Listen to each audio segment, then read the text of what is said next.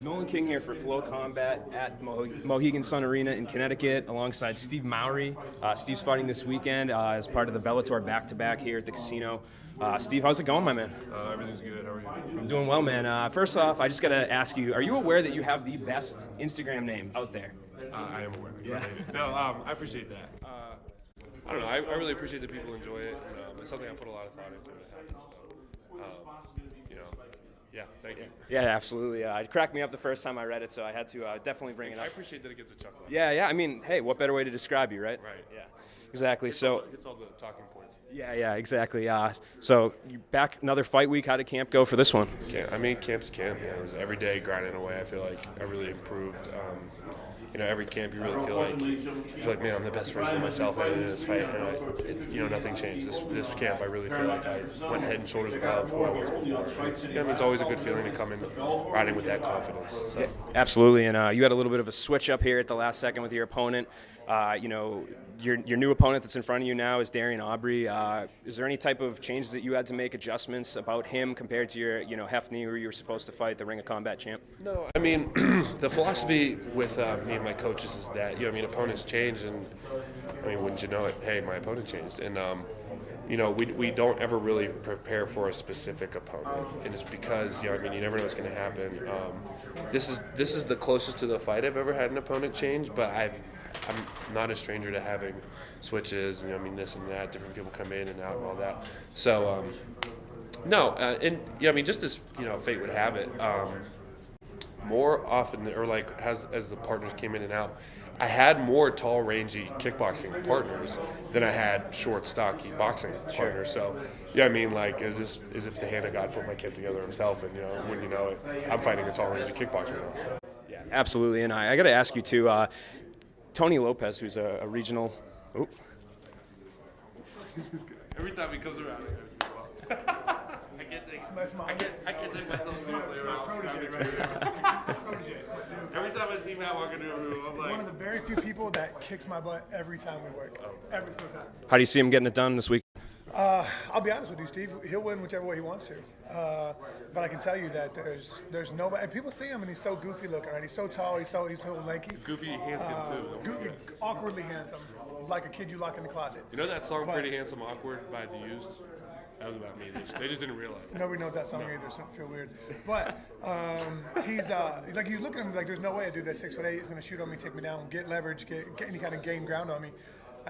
He's incredible at it. He's a great wrestler. Nobody's like him on the ground. And don't let him get a hold of your neck, because it's going to hurt. But his stand-up's gotten so much better. Dude, and he's fearless. He trains with killers down there. Like I said, and getting inside of him is harder than getting inside of Struve. Mitrione's very nicely telling the whole world that he beat me up for the whole first year that I knew him, and I'm only just now starting to kind of be competitive. That's a pretty good endorsement to have. It's good an endorsement as any. Get your shine on. Thank you. All right, just a couple more for you before I let you go here. Tony Lopez is a regional veteran. I'm not sure if you're familiar with him. I was going to ask you if that was going to be him. What were your thoughts? What were your thoughts on that situation? Because he was saying that the commission wouldn't let him fight you because he had too many fights. Do you feel like that is not necessarily a way to go about things? I got to be careful about what I say. Sure. Yeah. No. So you can be critical without being. The way my contract is structured. And the way that the Tony Lopez situation kind of came about, it was one of those things where it was like, okay, if we're gonna do Tony Lopez, something's got to change. And it's not that I'm scared of anybody, that I'm running away, kind of thing. But with me and where I'm at, and like what this fight was supposed to be in relation to my whole career, it was like. And then, obviously with the commission, it would have been a huge hurdle. Yeah. And we really, I'm not really familiar with the Mohegan Sun and how they run things up here, but that was one of the first things. Like before I'd even really ran it by coaches and my staff, my teammates, like the people whose opinion mattered the most. Yeah. That was obviously something that before we'd even addressed the actual fight itself, on the practical level, that was something that we weren't sure we were ever even going to get past. Actually legally making the fight happen. Right. So, Tony Lopez might be something that happens down the road, might be something that happens, whatever. But right now, Darion Abbey's the name on the list, and that's just how it shook out. Sure. Two more questions before I let you go. The Bellator Heavyweight Grand Prix just ended. Now that you're on the roster, I'm assuming that you followed the tournament a little bit. When you watch those guys, and you're sitting at home on the couch, do you feel like that you could be in there? How far away do you think you are from being able to compete with those guys? Or are you there? Admittedly, I didn't really watch it from that perspective. I kind of just stepped back and watched it like a fan. And it was really cool to see it play out in that sense. I think every name on the Grand Prix docket really was somebody I'd watched for a long time. I think the least experienced guy in the whole setup was King Mo, maybe. Yeah. So, I mean, King Mo's somebody that I've known. King Mo's been fighting since long before I put the gloves on. So no, it was really cool to see the way it shook out.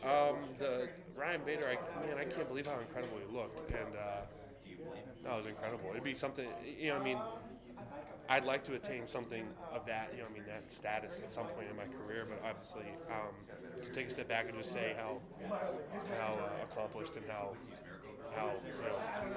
mountaintop Sure. Bader should feel with a performance like that over 3 fights, man, that's awesome.